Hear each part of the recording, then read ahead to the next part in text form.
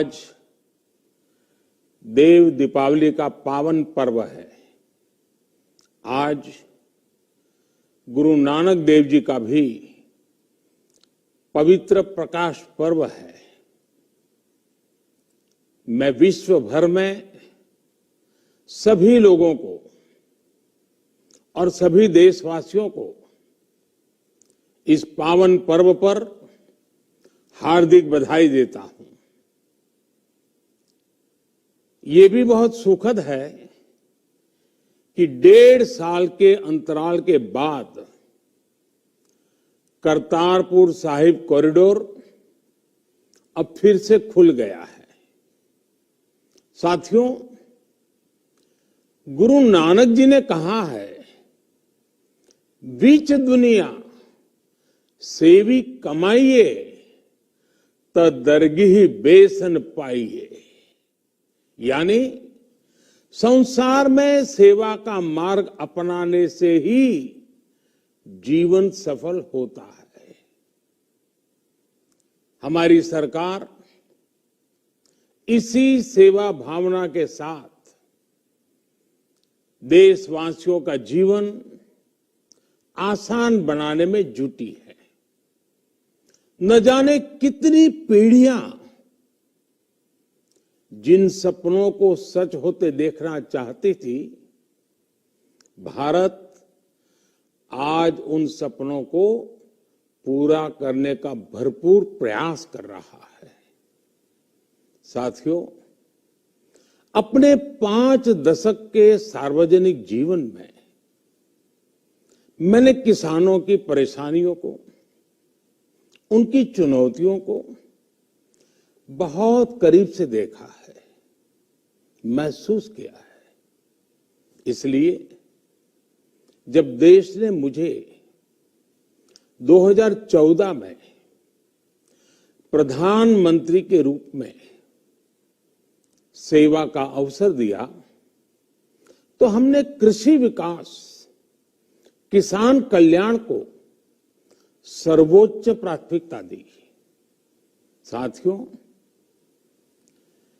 इस सच्चाई से बहुत लोग अनजान है कि देश के 100 में से 80 किसान छोटे किसान हैं। उनके पास 2 हेक्टेयर से भी कम जमीन है। आप कल्पना कर सकते हैं, इन छोटे किसानों की संख्या 10 करोड़ से भी ज्यादा है। उनकी पूरी जिंदगी का आधार यही छोटी सी जमीन का टुकड़ा है। यही उनकी जिंदगी होती है। और इस छोटी सी जमीन के सहारे ही वो अपना और अपने परिवार का गुजारा करते हैं। पीढ़ी दर पीढ़ी परिवारों में होने वाला बंटवारा इस जमीन को और छोटा कर रहा है। इसलिए देश के छोटे किसानों की चुनौतियों को दूर करने के लिए हमने बीज, बीमा, बाजार और बचत, इन सभी पर चौतरफा काम किया। सरकार ने अच्छी क्वालिटी के बीज के साथ ही किसानों को neem coated urea, soil health card, micro irrigation जैसी सुविधाओं से भी जोड़ा। हमने 22 करोड़ सॉइल हेल्थ कार्ड किसानों को दिए और इस वैज्ञानिक अभियान के कारण एग्रीकल्चर प्रोडक्शन भी बढ़ा। साथियों, हमने फसल बीमा योजना को अधिक प्रभावी बनाया। उसके दायरे में ज्यादा किसानों को लाए। आपदा के समय ज्यादा से ज्यादा किसानों को आसानी से मुआवजा मिल सके, इसके लिए भी पुराने नियम बदले। इस वजह से बीते 4 साल में 1 लाख करोड़ रुपए से अधिक का मुआवजा हमारे किसान भाई बहनों को मिला है। हम छोटे किसानों और खेत में काम करने वाले श्रमिकों तक बीमा और पेंशन की सुविधाओं को भी ले आए।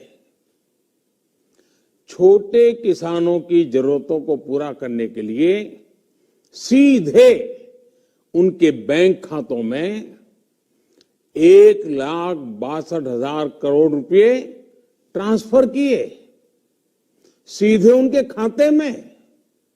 साथियों, किसानों को उनकी मेहनत के बदले उपज की सही कीमत मिले, इसके लिए भी अनेक कदम उठाए गए। देश ने अपने रूरल मार्केट इंफ्रास्ट्रक्चर को मजबूत किया। हमने एमएसपी तो बढ़ाई ही, साथ ही साथ रिकॉर्ड सरकारी खरीद केंद्र भी बनाए। हमारी सरकार द्वारा की गई उपज की खरीद ने पिछले कई दशकों के रिकॉर्ड तोड़ दिए हैं। देश की 1000 से ज्यादा मंडियों को ई नाम योजना से जोड़कर हमने किसानों को कहीं पर भी अपनी उपज बेचने का एक प्लेटफॉर्म दिया। और इसके साथ ही देश भर की कृषि मंडियों के आधुनिकीकरण पर भी हमने करोड़ों रुपए खर्च किए। साथियों, आज केंद्र सरकार का कृषि बजट पहले के मुकाबले 5 गुना बढ़ गया है। हर वर्ष 1.25 लाख करोड़ रुपए से अधिक कृषि पर खर्च किए जा रहे हैं। 1 लाख करोड़ रुपए के एग्रीकल्चर इंफ्रास्ट्रक्चर फंड के माध्यम से गांव और खेत के नजदीक भंडारण, इसकी व्यवस्था, कृषि उपकरण जैसी अनेक सुविधाओं का विस्तार, ये सारी बातें तेजी से हो रही है। छोटे किसानों की ताकत बढ़ाने के लिए 10,000 एफपीओ किसान उत्पादक संगठन बनाने का अभियान भी जारी है। इस पर भी करीब 7,000 करोड़ रुपए खर्च किए जा रहे हैं। माइक्रो इरिगेशन फंड के आवंटन को भी 2 गुना करके 10,000 करोड़ रुपए कर दिया गया है। हमने क्रॉप लोन भी 2 गुना कर दिया, तो इस वर्ष 16 लाख करोड़ रुपए हो जाएगा। अब पशुपालकों को मछली पालन से जुड़े हमारे किसानों को भी किसान क्रेडिट कार्ड का लाभ मिलना शुरू हो गया है। यानी हमारी सरकार किसानों के हित में हर संभव कदम उठा रही है, लगातार एक के बाद एक नए कदम उठाती जा रही है। किसानों की आर्थिक स्थिति सुधरे, उनकी सामाजिक स्थिति मजबूत हो, इसके लिए पूरी ईमानदारी से काम कर रही है। साथियों, किसानों की स्थिति को सुधारने की इसी महाअभियान में देश में 3 कृषि कानून लाए गए थे।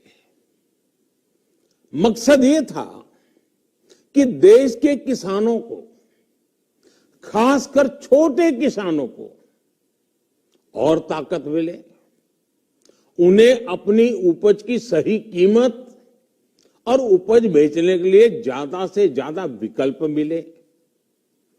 बरसों से ये मांग देश के किसान, देश के कृषि विशेषज्ञ, देश के कृषि अर्थशास्त्री, देश के किसान संगठन लगातार कर रहे थे। पहले भी कई सरकारों ने इस पर मंथन भी किया था। इस बार भी संसद में चर्चा हुई, मंथन हुआ और ये कानून लाए गए। देश के कोने कोने में कोटि कोटि किसानों ने, अनेक किसान संगठनों ने इसका स्वागत किया, समर्थन किया। मैं आज उन सभी का बहुत बहुत आभारी हूं, धन्यवाद करना चाहता हूं। साथियों, हमारी सरकार किसानों के कल्याण के लिए, खासकर छोटे किसानों के कल्याण के लिए, देश के कृषि जगत के हित में, देश के हित में, गांव गरीब के उज्जवल भविष्य के लिए पूरी सत्यनिष्ठा से, किसानों के प्रति पूर्ण समर्पण भाव से, नेक नियत से ये कानून लेकर आई थी। लेकिन इतनी पवित्र बात, पूर्ण रूप से शुद्ध किसानों के हित की बात, हम अपने प्रयासों के बावजूद कुछ किसानों को समझा नहीं पाए। भले ही किसानों का एक वर्ग ही विरोध कर रहा था, लेकिन फिर भी ये हमारे लिए महत्वपूर्ण था।